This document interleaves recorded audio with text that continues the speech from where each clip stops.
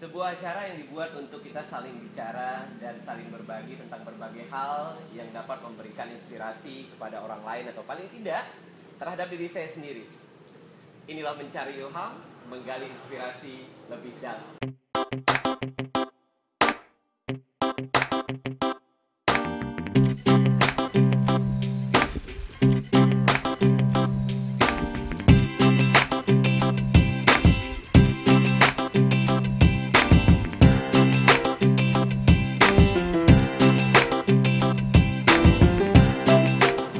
Ini adalah episode pertama dan saya menghadirkan seorang yang cukup menginspirasi.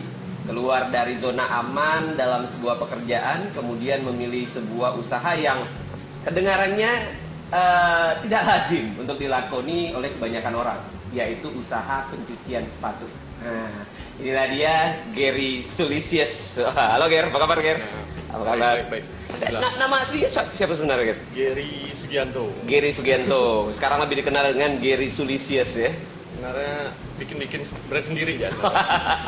Jualan. Oke Ger, menghadirkan Gary ini karena sebenarnya pengen tahu nih kan. Soalnya jarang orang melakukan pilihan yang seperti ini. Nah, tapi sebelum kita lari ke situ, dulu SMA mana Ger? SMA Pontianak, SMA 2. SMA 2. Kemudian kuliahnya? Kuliah di Semarang, di Diponegoro. Jurusan? Hukum. Oh, jurusan hukum, bukan jurusan ekonomi. Nggak sangkut pautnya sama ekonomi. Kalau dari hukum kan ekonomi. Dari hukum ekonomi. Ya. Itu pernah dulunya pernah punya cita-cita apa sebelum mengarah masih sekolah, kecil ya? Atau masih di sekolah segala macam? Belum kepikiran gimana sih maksudnya.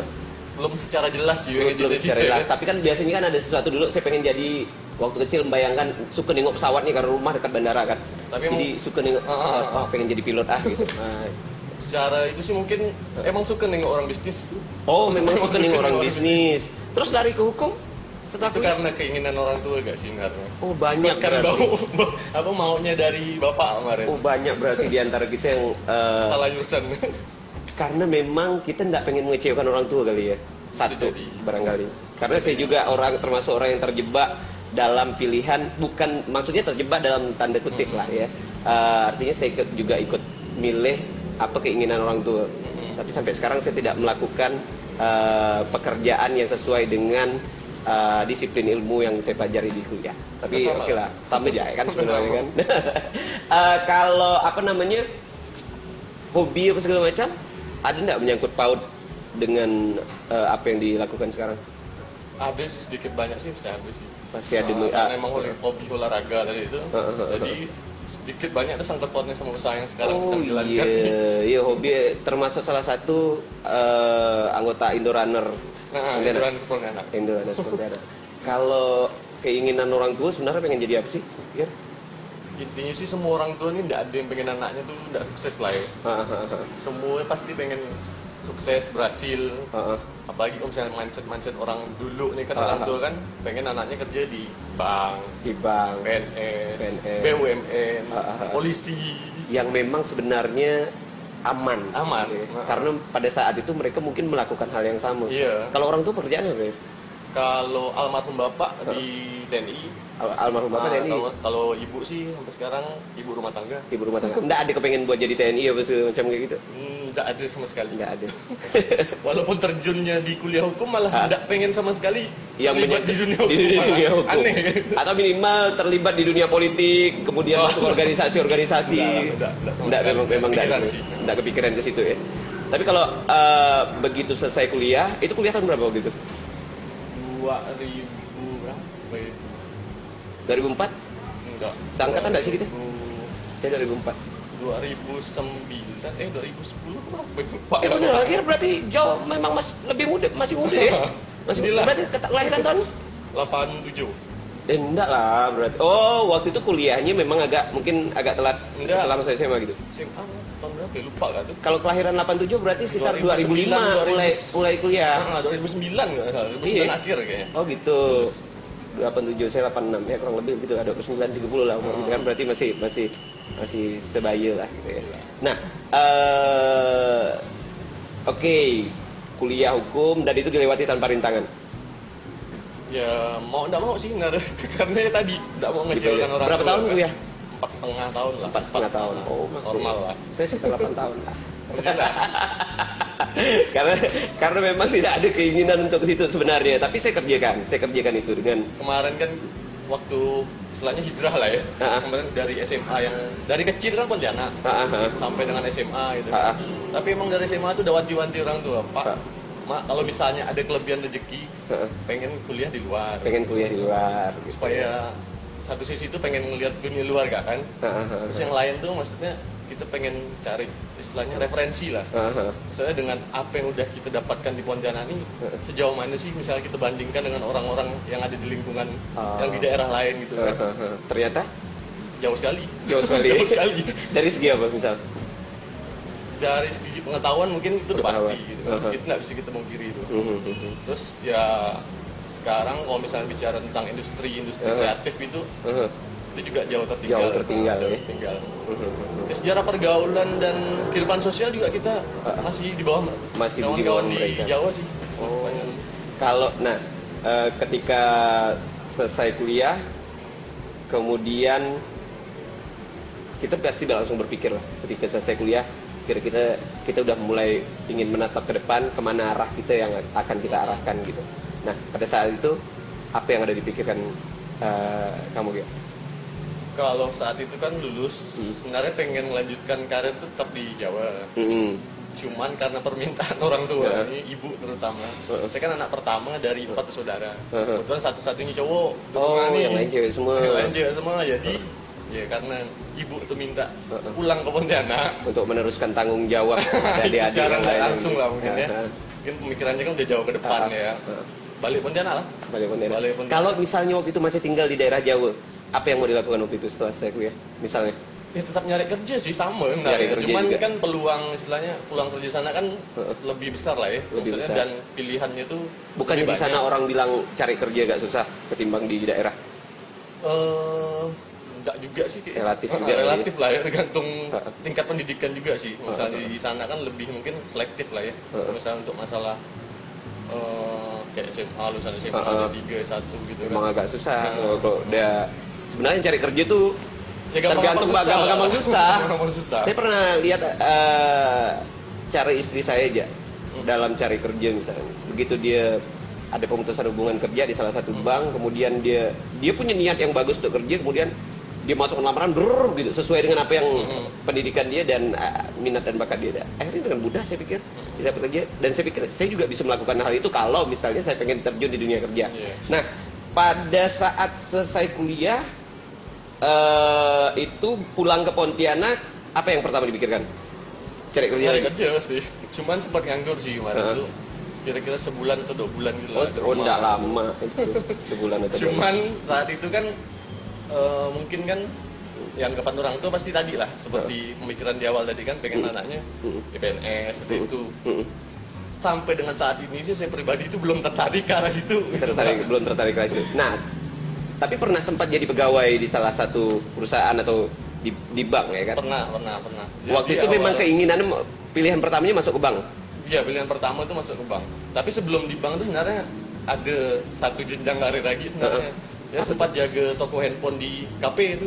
S1 jaga toko handphone di KP. 3 bulan atau 4 bulan gitu lah. Misinya apa tuh? Cuman buat ngisi waktu luang daripada makan tidur di rumah tak jelas gitu. Penting ada kerja, kebetulan kawan tuh ada di bos di situ gitu kan. Buat jadi batu loncatan. Mau enggak bantu jaga toko? Boleh, enggak masalah. Ya pasti saat itu ya pasti ada lah orang yang mungkin istilahnya S1 Ponorogo, Undip jauh-jauh S1 keluar balik jaga toko handphone 3 bulan. Oke lah. Kemudian akhirnya memilih kerja di bank itu secara tidak sengaja atau memang udah diniatkan juga sih. Memang jadi batu loncatan waktu jadi toko handphone tuh kan. Masukkan lamaran ke beberapa bank dan alhamdulillahnya diterima.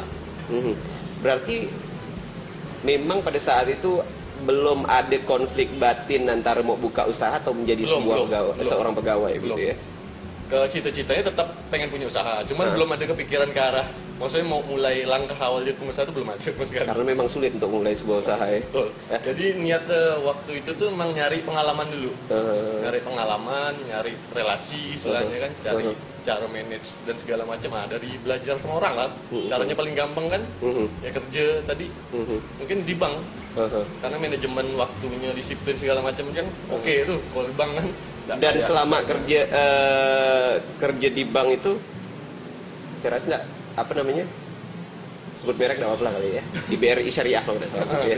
Karena saya pernah MC acara BRI Syariah dan kita ketemu pada saat itu ya. Saya bukan secara subjektif menyebut perusahaan, maksudnya kalau kerja di dalam sebuah perusahaan atau bank itu menikmati tidak sih sebenarnya? Pada awalnya menikmati, tapi tergantung balik lagi ke masing-masing pribadi kita lah ya. Karena kalau misalnya orang sebut sekarang passion lah tuh. Ya emang kerjanya suka kerja kantoran dalam ruangan ber-AC gitu kan, ada target ya mungkin senang. Tapi kalau misalnya saya pribadi awalnya senang. Habis itu ada konflik batin. Nah itulah tuh pada saat itu ya ada konflik batin tadi tuh ya, mulai kepikiran buat balik lagi ke cita-cita di awal tadi tuh. Pengen punya usaha. Kalau berapa lama waktu itu di bank? Di 2 bank sih. Di BRI Syariah sama di BNI Syariah sempat pindah waktu itu. Kira-kira kalau misalnya ditotalkan mau 4,5 tahun kan? 4,5 tahun. Pada saat itu merasa ada jaminan masa depan enggak? Seharusnya sih ada. Seharusnya ada. Sebenarnya semua kerjaan ada, apalagi di bank kan, asuransi segala macam kan, apalagi udah ditanggung aman loh sebenarnya. Asuransi kan ditanggung sampai misalnya kalau kita punya istri atau anak itu ditanggung semua sampai anak kedua atau ketiga. Terus kalau misalnya bicara pendapatan ya udah alhamdulillah kemarin tuh. Dan udah ada jabatan atau posisi? Pegawai tetap. Udah pegawai tetap. Posisi bagus. Terakhir sih grade-nya sih setara supervisor. Pernah merasa punya prestasi di bidang pekerjaan enggak? Alhamdulillah pernah di tahun berapa, lupa sih tahun berapa, di BRI Syariah perusahaan yang pertama nih dapat. Jadi kan kalau misalnya kita karyawan atau pegawai itu kan ada penilaian kinerja selama 1 tahun tuh. Nah kebetulan ada di tahun berapa gitu saya dapat nilai paling tinggi di Pontianak, regional Pontianak, Kalimantan Barat lah. Berarti termasuk karyawan yang cukup berprestasi ya? Mau nggak mau lah. Nah, oke. Itu singkat tentang perjalanan mulai dari menempuh dunia pendidikan, kemudian masuk ke dunia kerja dan sebagainya. Ada enggak sebuah tekanan yang sangat berat dalam dunia pekerjaan itu? Kalau dunia kerja sebenarnya orang-orang yang kerja pasti merasakan hal yang sama sih sebenarnya. Pasti kan kalau misalnya bicara ada bos, ada target pasti, ada aturan kan, ada aturan main yang kadang kita nggak suka, mau nggak mau harus jadi suka, gitu kan. Terus yang ngadapin lingkungan kerja ini kan macam-macam orang, bisa itu dari customer, bisa itu dari kawan kita di kantor gitu kan, yang punya visi dan cara kerja yang berbeda. Nah kadang-kadang tantangannya di situ lah sebenarnya. Saat kita misalnya kita pengen lari kencang di dalam satu tim gitu kan, tapi tim yang lain, kawan-kawan yang lain tidak support gitu kan, malah menjatuhkan kita atau gimana. Nah, mungkin situ ya hampir semua orang merasakan hal yang sama sih. Begitu ya. Kemudian mulai muncul rasa ingin kayaknya aku sebaiknya mundur nih dari dunia kerja nih.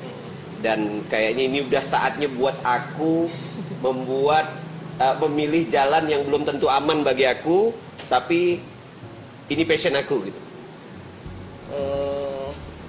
Waktu itu sih emang awalnya kan ya kerja tadi itu kan. Di awal kan have fun lah, nikmati apa yang kerja kan. Emang ada satu titik waktu itu tuh ada 2 keadaan sebenarnya. Yang pertama kan karena emang tadi cita-citanya pengen punya usaha. Terus secara langsung yang mendorong nih waktu itu tuh almarhum bapak tuh lagi sakit keras. Nah, jadi kerja tuh nggak maksimal. Waktu itu tuh kerja nggak maksimal. Terus kepikiran orang tua gitu kan. Kayaknya ini dah saatnya nih kayaknya. Secara nggak langsung mungkin yang di atas udah ngasih tanda gitu kan supaya. Lagian kalaupun kerja kemarin waktu itu tuh nggak maksimal. Takut nanti merugikan perusahaan pertama kan, terus daripada datang cuma kena marah-marah, omongkan itu kawan. Tidak maksimalnya gitu. Karena waktu itu sibuk buat menjaga orang tua yang lagi sakit. Iya. Jadi itu cara nggak langsung ya dorong buat ya satu sisi tadi karena pengen udah resign dulu ya. Itu faktor satu. Faktor kedua? Ya tadi karena punya passion atau jiwa pengen punya usaha. Pengen bantu kawan sih sebenarnya, bukan maksudnya pengen bantu kawan karena di usaha-usaha yang pernah saya jalankan banyak melibatkan kawan-kawan gitu dan kawan-kawan istilahnya di lingkungan sekitar saya lah. Jadi emang kita saling bantu gitu kan. Awalnya lebih itu sih, lebih ke arah sana sih. Jadi enggak spesifik pengen punya usaha gimana, tapi lebih pengen niatnya tuh nolong sama kawan. Gejolaknya kuat waktu itu antara meneruskan pekerjaan dengan resign. Kuat sekali. Soalnya waktu zaman kerja pun sempat dagang, jualan baju bola hari Minggu di GOR tuh subuh-subuh. Jualan kaos-kaos gitu, walaupun ya mungkin penghasilannya tidak seberapa lah ya, tapi ngasah mental sih dari situ. Sempat komunikasi dengan orang tua, minta pendapat orang tua waktu itu? Sempat. Apa tanggapan mereka? Ditolak lah, mentah-mentah. Bagaimana cara meyakinkannya? Apalagi istilahnya kan ya tadi lah, udah pegawai tetap gitu kan, udah nyaman lah istilahnya, pendapatannya udah kau kalau punya anak bini kau udah aman dah ya, minimal kayak gitu ya. Istilahnya udah lah, berapa stepnya udah aman gitu kan, tinggal mungkin kau berkeluarga atau gitu kan, dan jalannya udah betul lah istilahnya, on the track dah. Kok nak putar balik lagi gitu Bang. Putar balik tapi nggak tahu jalannya yang mana nih masih. Waktu keluar itu udah terpikir belum usaha apa yang mau dibuat? Belum sama sekali. Gila ini Ger. Ya, jadi emang berhenti. Saat berhenti mungkin ya itulah nyari inspirasi, mencari ilham lah. Nyari ilham buat dapat istilah ide-ide usaha apa yang bisa dijalankan gitu. Terpikirlah untuk buka usaah? Belum sama sekali. Jadi emang kemarin sempat berhenti itu kan dari bank tadi itu. Nyoba usaha jualan kaos. Kaos distro lah gitu ke kawan-kawan. Hanya door to door lah katakanlah seperti itu, kawan ke kawan gitu, atau lewat media sosial gitu. Terus sempat jual-jualan istilahnya desain-desain kaos. Dari kawan-kawan juga sih maksudnya. Desain itu dari kawan-kawan, cuma bantu masarkannya istilahnya gitu kan. Terus pernah nyoba lagi laundry baju. Pernah jadi IO juga loh. Kemarin itu nyala-nyala lah tuh. Oke, pokoknya semua dicoba lah. Jadi ya enggak ada ruginya sih sebenarnya. Coba aja dulu ya. Karena emang saya pribadi tuh punya prinsip tuh kalau enggak coba enggak bakal tahu. Nah, kemudian setelah resign, kemudian dengan pekerjaan itu berapa tahun lamanya sampai akhirnya sekarang buka Sulisius? Mau 2 tahunan lah, 2 atau lama ya? 2 atau 2,5 tahun kali ya. Sempat merasa susah di bidang keuangan? Sempat. Ada penyesalan enggak? Pada saat itu maksudnya? Ya, manusiawi pasti ada lah. Alah, coba aku jangan keluar ya. Cuman di satu sisi tadi diyakinkan oleh almarhum bapak lah, yang menguatkan kata-kata yang menguatkan nih pada saat minta izin ke orang tua tuh. Kau nih sebagai laki-laki punya tanggung jawab besar apalagi di kondisi keluarga yang seperti ini gitu kan, anak tua gitu kan. Tanggung jawab yang kau ambil ini harus kau pertanggungjawabkan. Misalnya sukses, ya sukses. Kalau misalnya enggak, ya kau tanggung jawab sama apa yang kau ambil tadi. Komitmen lah selainnya, komitmen dengan apa yang udah diambil. It's very motivate. Itu yang memotivasi benar-benar bisa sampai pada saat kondisi seperti ini bisa survive sampai sekarang. Soalnya kalau udah ingat-ingat kata itu tuh, ya yang lemah pun yang itu nggak bisa nih. harus selain dijalani benar-benar serius gitu Pak. Terus abis itu kepikirlah buat buka pencucian sepatu. Dari tadi kan itu inspirasinya dari mana tuh? Basicnya tadi laundry pakaian sih. Saya ini tipe orang yang suka tidak sekedar punya usaha. Saya tuh tipe orang senang kalau bisa punya usaha tapi terjun langsung. Contoh pada saat saya buka laundry baju ini kan modal satu mesin ya tuh di rumah tuh. Satu mesin cuci ya tuh. Karena kan ngada-ngada gitu kan. Orang lain buka laundry mungkin 4-5 mesin gitu kan. Ini nyoba satu mesin ya dulu. Dan terima order ke kawan-kawan, tetangga gitu, nyuci sendiri, nyetrika sendiri, jemur sendiri. Jadi emang benar-benar dikerjakan sendiri, sampai ngantar delivery pun sendiri. Ya karena yang tadi itu, saya tuh lebih suka tuh coba benar-benar terjun langsung di usaha yang saya geluti. Benar-benar. Supaya ngerasa feel-nya gitu, feel dari usaha saya sendiri itu seperti apa. Sampai dari coba-coba tuh kan laundry pakaian, ya mungkin dibilang belum rezekinya di situ kali ya. Jadi bisa dibilang ya enggak bisa bertahan lama lah kemarin itu. Tapi sempat jalan. Sekarang sih masih jalan diteruskan orang tua, tapi saya beralih ke yang lebih spesifik tadi, ke usaha cucian sepatu. Itu inspirasinya dari mana tuh? Kalau saya pikir kalau di Pontianak konyol sih kayaknya, karena Pontianak belum pernah. Oke, kita nggak bicara tentang kota lain, Jakarta, kota besar, Surabaya, Bandung, Medan, bahkan mungkin barangkali yang udah ada duluan. Tapi kalau kita bicara Pontianak, ini konyol. Tapi begitu ente melakukan itu, waktu itu ente promo soal Sulisius, aku nih pencucian sepatu, mak Giri buka pencucian sepatu gitu. Nah beberapa orang pasti akan mak, karena memang ini Pontianak gitu, yang di mana-mana orang kalau mencuci sepatu saat ini mending cuci seorang gitu. Enggak di Pontianak aja sih. Waktu awal mungkin ide awalnya lah ya katanya. Karena senang olahraga tadi, terutama lari kan tadi itu. Dari komunitas lari ini kan banyak kawan-kawannya suka lari gitu. Dan pernah ada satu event tuh di Pontianak Kaleran. Itu kan event perdana di Pontianak tuh, yang jutaan ribuan orang, 7.000 sampai peserta tuh kan. Melihat orang-orang ini pakai sepatu semua, berdebu-debu tuh kan di tanah Rumah Radang tuh kan tanah kuning tuh. Nah dari situ tuh kepikirannya tuh, nengok peluang itu dari situ. Ini cantik nih kalau misalnya. Dan memang sebenarnya malas sih buat nyuci sepatu, misalnya hanya itu dikit gitu, habis itu mau nyuci sepatu ada beberapa. Saya termasuk orang yang malas nyuci sepatu sebenarnya. Jadi akhirnya kepikiran lah buat buka usaha nyuci sepatu itu. Gitu. Pada saat awal dijalani, siapa orang yang pertama ngorder? Dijebak istilahnya. Waktu pertama kali sih, yang sebelum ide ini muncul sih pasti saya sharing ke beberapa kawan-kawan terdekat saya lah. Maksudnya saya pengen punya ide usaha. Hampir setiap kali saya punya ide usaha, saya selalu sharing dengan kawan-kawan terdekat saya. Apa kata mereka? Ini yang paling masuk akal gitu ya, dibanding yang kemarin-kemarin gitu. Luar biasa. Jadi kemarin-kemarin tak masuk akal, ini masuk akal katanya. Peluang tuh biar gitu. Cuman gimana cara ngerjakannya? Emang gak bisa gitu. Kalau cuman buat ngerawat sepatu pribadi sih bisa.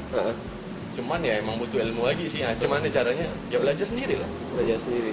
Ujung-ujung nyari ilmu sendiri, searching segala macam. Pokok benar-benar otodidak lah. Nyari referensi sana sini gitu kan. Dan orang yang pertama nyuci sepatu juga kawan. Itu pun tidak langsung diterima. Maksudnya mereka tidak antusias gitu, Bang, excited. Oh ada usaha cuci sepatu, malah awalnya itu tawarkan, alhamdulillah tuh nolak semua. Karena mikirnya tadi itu kan mikirnya, kok apa susah nyuci rumah bisa gitu kan? Apalagi kalau misalnya udah berkeluarga lah, bini aku bisa nyuci rumah, Bang. Kayak rendam ya, gosok, umur sampai kering gitu kan. Nah awalnya dari situ, makanya dari situ udah tantangan udah muncul dah. Ternyata tidak seindah apa yang saya bayangkan gitu kan. Ini berarti ada satu lagi yang harus dilakukan nih. Ya nyadarkan orang kalau cuci sepatu itu tuh ada caranya. Nggak asal cuci kayak pakaian biasa kan.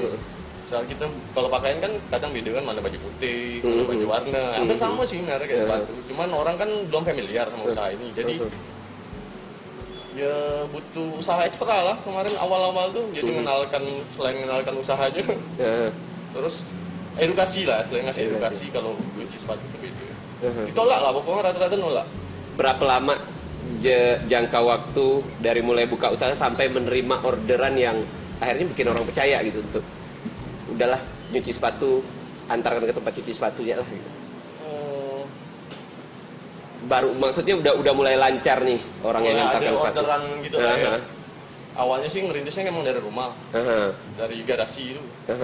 Jadi pick up order, misalnya ada kawan atau sampai pick up order ya? Order ambil sendiri. Jadi misal kan sekarang kan dari dulu sih mau pemasaran lewat sosial media. Jadi emang diniatkan tuh ya karena pasaran emang anak muda kan. Kemarin kan bicaranya itu anak muda. Yang media promosi yang tak berbayar dan bisa diakses semua orang kan, internet itu kan ya sosial media. Pasarkannya lewat situ. Nah, mulai ada lah yang nyoba istilahnya kan. Penasaran gitu, pengen nyoba dari kawan ke kawan. Walaupun di mana pick up order bisa tak Bang? Bisa ambil seorang.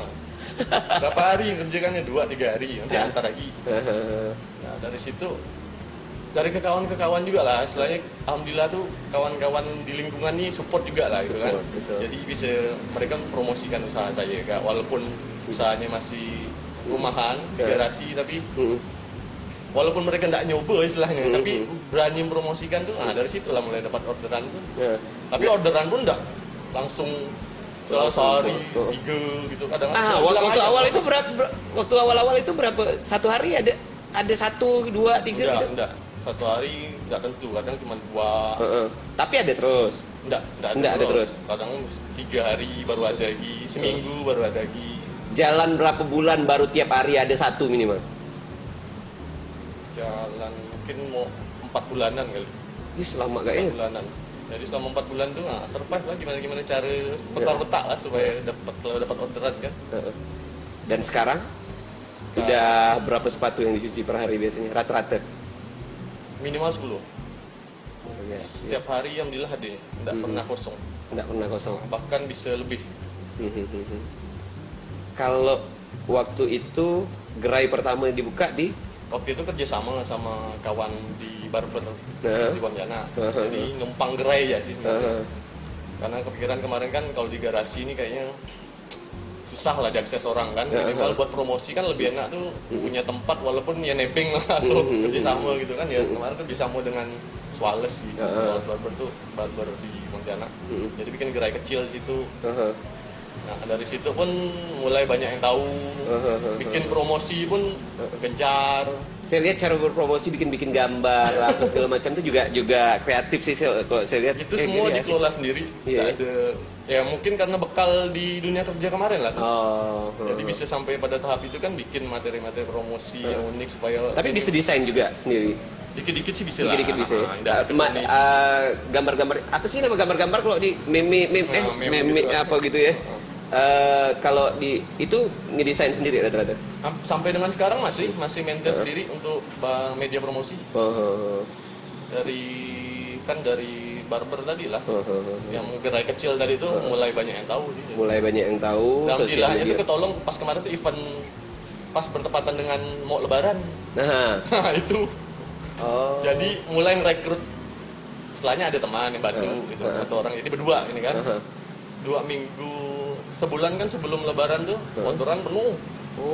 Jadi 2 minggu tuh orang udah banyak yang mau nyoba mulai bongkar mana nih sepatu yang masih layak buat lebaran nih kan. Jadi kemarin tuh 1 minggu tuh masuk sepatu mau 100 lebih lah. Itu dengan hitungan orang belum terlalu banyak tahu tuh, hanya cuma mengandalkan sosial media aja. Lebaran tadi berarti baru lebaran pertama? Lebaran 2015 ya? Lebaran 2015 ini lebaran 2016 berdua ya. Berdua ya? Berdua aja. Kemudian berarti ini udah jalan berapa lama nih sampai dengan Maret, kalau misal dihitung dari Maret, rumah lah ya, itu mau setahun. Mau setahun, dari Maret 2015 sampai Maret 2016 hari ini ya. Saat nyuci sepatu gitu ada enggak? Maksudnya gini, pada saat menjalani pekerjaan ini ada enggak yang sampai Giri si pencuci sepatu, yang gitu-gitu, maksudnya ada dari komentar dari orang lain yang negatif atau bahkan dari keluarga sendiri, apa Ger kau keluar dari bank kau jadi nyuci sepatu orang nih, gitu-gitu. Wajar sih, kalau di lingkungan istilahnya di kehidupan kita nih manusia wajar, ada pro ada kontra kan. Ada pro ada kontra. Cuman balik lagi kalau saya pribadi sih, saya nggak gengsi menjalankan apa yang menurut saya betul dan nggak merugikan orang lain, hajar kan. Jadi ya pandangan itu pasti ada, apalagi kalau misalnya dari kawan-kawan sekarang nanti kan ada tipe-tipe orang yang ngomong depan kita bagus, belakang kita diomongkannya gitu kan, itu sering lah dengar-dengar gitu kan. Apa buka cuci sepatu jauh-jauh kuliah segala macam ini itu.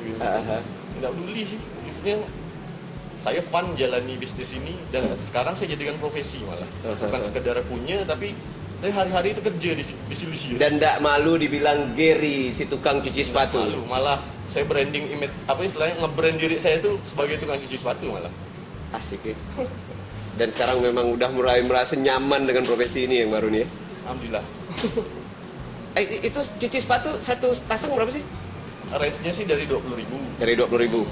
Sebenarnya tuh awalnya kan emang fokusnya dicuci, laundry sepatu. Sekarang sih udah berkembang sih. Jadi apa lagi? Ya, sekarang lebih ke shoe treatment. Shoe treatment, jadi perawatan. Jadi tidak hanya cuci, ada recolor atau repaint, ada customize, ada reglue, ngelem kalau misalnya sepatu-sepatu yang jebol atau apa. Sekarang lebih ke perawatan sih. Jadi berkembang lah. Kalau dari kemarin hanya cuma cuci atau laundry, sekarang ada maksudnya bergerak menuju yang ke arah yang lebih baik lah. Sekarang udah berapa tenaga kerja Greg? Dari yang kerja sendiri tadi, kemudian buka gerai, terus 6 sama saya. 6. Gerainya ada? Ada 2. Ada 2. Satu di PNK, satu di Karimata. Di Karimata. Oh, di Medan Kerang gitu ya. Area Park Life. Park Life gitu ya. Dan dari sekarang orderan apa namanya? Udah kewalahan enggak gitu? Maksudnya semakin ramai enggak gitu? Alhamdulillah sih progresnya ya bagus sih. Misalnya respon karena terbantu tadi emang promosi pun kita gencar gitu kan. Ya pintar-pintar lah antara promosi caranya seperti apa gitu kan. Mulai banyak yang tahu, tidak hanya dari kemarin yang targetnya anak muda, sekarang orang dewasa pun ada, anak-anak SMP, SMA pun tuh banyak. Berarti dari semua kalangan tuh udah mulai tahu. Bisa dikatakan kau pengen orang Pontianak semakin malas buat mencuci sepatu ya? Rezeki serius gitu kan. Karena emang udah arahnya gitu sih. Sekarang pengen yang praktis ya. Oh Tuhan, mudah-mudahan orang Pontianak semakin malas cuci sepatu ya. Jadi orang datang ke Sulisius. Dan Sulisius bisa dikatakan sebagai yang pertama buka laundry sepatu. Bilang pelopor lah. Sekarang sih udah mulai banyak sih. Udah mulai banyak. Merasa tersaingi?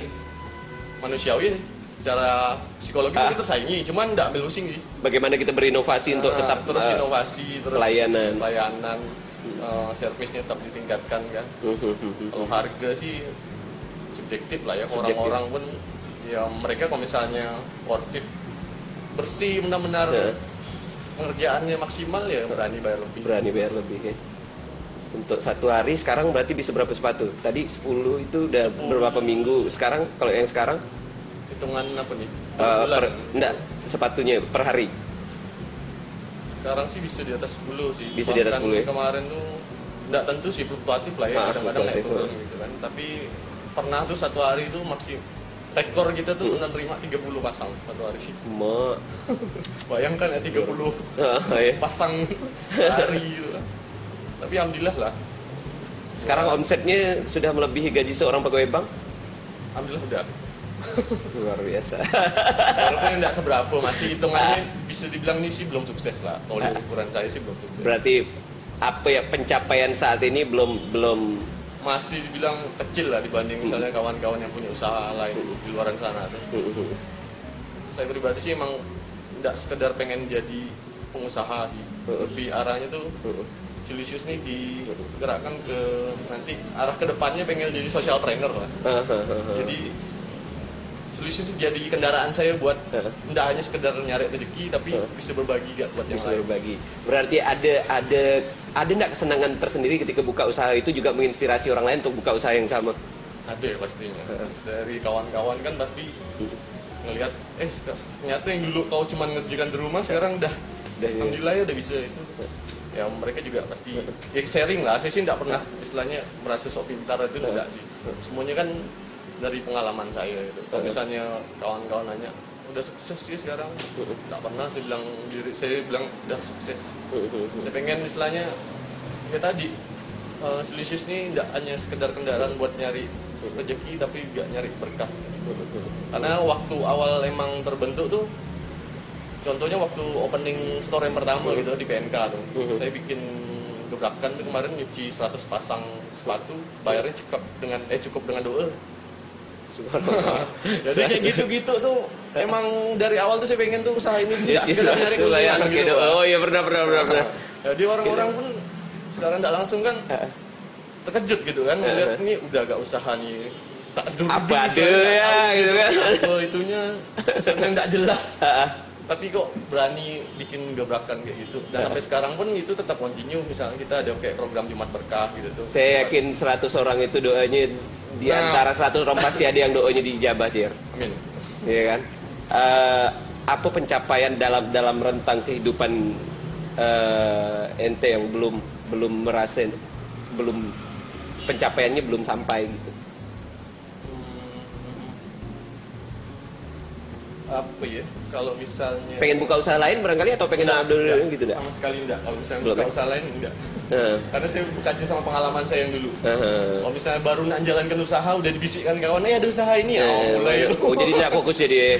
Jadi sekarang benar-benar belajar dari pengalaman, mau kawan punya usaha apapun, yang mungkin itu rezeki dia bukan rezeki saya gitu kan. Saya sekarang fokus dengan apa yang udah ditakdirkan buat saya saat ini ya.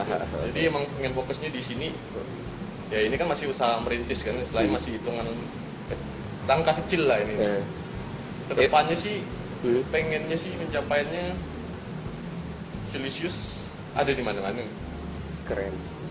Karena sekarang alhamdulillah tuh udah ada penawaran ke arah sana tuh, jalannya tuh udah ada. Nah, buat buka ke daerah Jawa tuh udah ada jalannya. Sekarang inilah makanya lagi berusaha istilahnya buang tenaga, buang pikiran otak segala macam, ngurus otak nih buat arahnya ke sana sih supaya bisa memperkerjakan. Kalau di Jawa mungkin lebih banyak kali ya kota-kota yang memang udah ada. Udah ada, cuman nggak semuanya sih sekarang. Nggak spesifik sepatu gitu ya. Udah ada sih, kota-kota besar mungkin udah ada, tapi kayak kota-kota misalnya kayak Second City atau Pontianak gini kan jarang kan. Misalnya kayak kemarin tuh ada kayak di Jambi. Nah, gitu-gitu mungkin ya. Yang Jadi bisa kita garap. Yang bisa digarap. Makanya ya itulah, saya selalu ngomong ke kawan-kawan yang bantu saya di Silisius, usaha kita ini kecil-kecilan memang, tapi mimpi saya dan mungkin mimpi kawan yang lain, kita punya jenjang karir di sini. Kayak kerja di bank lah misalnya. Di sini mungkin awalnya kita nyikat sepatu, tapi nanti nggak ada yang tahu, kau mungkin megang jadi kepala cabang misalnya megang masing-masing store di daerah. Nah, mimpi saya tuh seperti jadi general manager di daerah. Jadi saya tak masalah saya. Kalau misalnya kawan-kawan yang kerja sama saya, tapi saya ini tak tamat SMP bang, tak tamat SMA, tak masalah saya kan. Tapi kau punya pengalaman yang tak dimiliki orang yang tamat S2. Dan tadi saya selalu tekankan, saya tidak butuh orang pintar, saya bilang. Saya pun gitu, saya bilang saya tidak butuh, istilahnya saya tidak butuh pintar. Asal mau kerja, niat kerja, ayolah kita sama-sama mewujudkan mimpi kita sama-sama. Kesimpulan dari apa yang telah kamu perbuat buat kawan-kawan kita yang menyaksikan ini apa, Ger? Pengennya sih tadi tuh ya kita, lingkungan kita ini kan luas ya, dan tidak semua mungkin secara ekonomi ini berada di level yang sama. Ada kawan-kawan atau saudara kita yang di luaran sana tuh yang mungkin kondisinya tidak setara kita lah gitu. Saya pengen sih kawan-kawan bersinergi lah istilahnya gitu kan. Kita nih tidak sekedar ya main-main, bergurau-gurau gitu lah. Cuman kalau misalnya rezekinya rezeki, cuman di kolaborasi dengan kita tadi lah, berbagi lah. Sosialnya saya pengen lebih ke sana sih.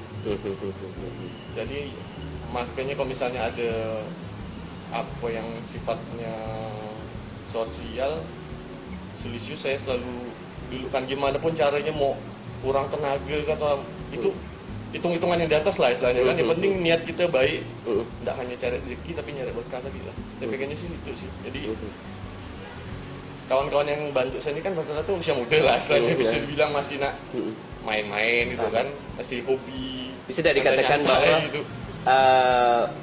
Bikinlah usaha yang sesuai dengan passion kita agar kita bisa mencintai pekerjaan tersebut. Salah satunya itu sih. Intinya cintai ya apa yang kita lakukan gitu kan. Pikirkan pagi, siang, sore, malam. Kalau saya selalu kayak gitu. Jadi mau tidur pun masih mikirkan kerjaan gitu. Tapi fun gitu Pak. Kita jalankan itu enjoy gitu. Nggak ada tekanan gitu kan. Ya target pasti ada lah, namanya kan usaha juga ada target kan, target pribadi. Cuman ya selalu belajar gak sih? Maksudnya jangan cepat puas dengan apa yang udah. Jangan malu gak, sama jangan gengsi buat nyari-nyari informasi dan bertukar pikiran sama kawan-kawan yang lebih pengalaman lah. Oke, sip Ger. Makasih Sama-sama. udah mau datang di acara Mencari Ilham, dan mudah-mudahan ini harapannya ini bisa menginspirasi kawan-kawan yang lain untuk memulai usaha. Setidaknya dia berani untuk memulai, karena memulai itu biasanya berat. Iya, mulai Terbentur dengan masalah modal, apa segala macam, omongan orang segala macam. Tapi mudah-mudahan ini bisa menginspirasi untuk orang yang ketika mau coba gerak aja dulu sampai benar-benar menemukan pilihan yang paling tepat untuk memulai usaha. Sip, Ger. Makasih, Ger. Makasih. Nah. Kita yakin dan percaya bahwa Allah itu tidak akan merubah nasib suatu kaum jika kaum itu tidak dengan sendirinya ingin merubahnya. Debbie Fields mengatakan hal yang paling penting adalah tidak merasa takut untuk mengambil kesempatan. Ingatlah bahwa kegagalan terbesar adalah tidak mau mencoba. Dan ketika kita menemukan sesuatu yang kita sukai untuk kita kerjakan, maka lakukanlah yang terbaik. Semoga perbincangan ini bisa menginspirasi paling tidak untuk diri saya sendiri. Dan jangan lupa subscribe channel YouTube Mencari Ilham untuk menyaksikan kembali perbincangan di episode-episode berikutnya. Saya Ilham Kurniawan, Mencari Ilham, menggali inspirasi lebih dalam.